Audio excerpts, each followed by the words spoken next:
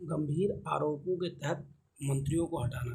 केंद्र सरकार ने गंभीर आपराधिक आरोपों में लगातार 30 दिनों तक हिरासत में रहे केंद्रीय और राज्य मंत्रियों को हटाने के लिए लोकसभा में 130वां संविधान संशोधन विधेयक 2025 प्रस्तुत किया है। अब हम समझते हैं कि 130वां संविधान संशोधन विधेयक जो है वो है क्या।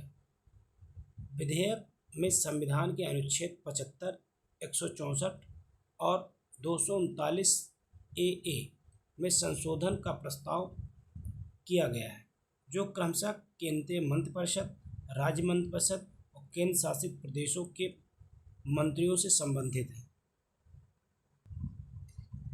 इसके मुख्य उपबंध देखते हैं। इस कानून के दायरे में मंत्री, मुख्यमंत्री, प्रधानमंत्री सहित को शामिल किया गया है।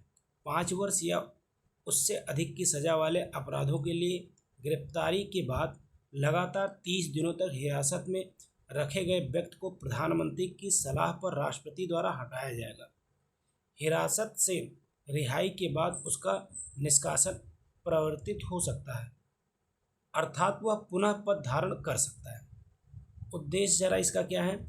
संवैधानिक नैतिकता और सुशासन को कायम रखना, यह सुनिश्चित करना कि गंभीर आरोपों के तहत मंत्री पद पर बने न रह सके और जनता का विश्वास बना रहे।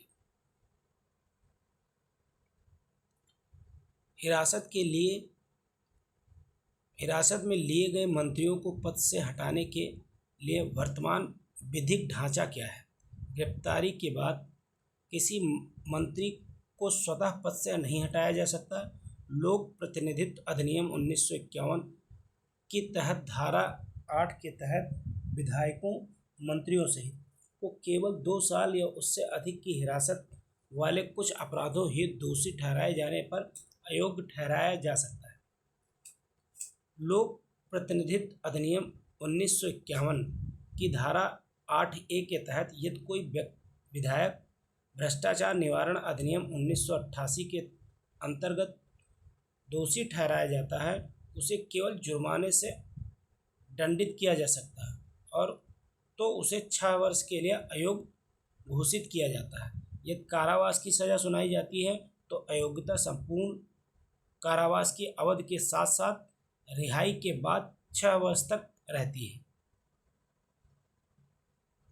मंत्रियों की योग्यताएं विधायकों के समान ही होती है, यद्यपि उनके कर्तव्य भिन्न हैं। निर्दोषता की धारणा निर्दोष सिद्ध होने तक लागू होती है। केवल गिरफ्तारी के आधार पर ही किसी को पद से नहीं हटाया जा सकता है। धन्यवाद।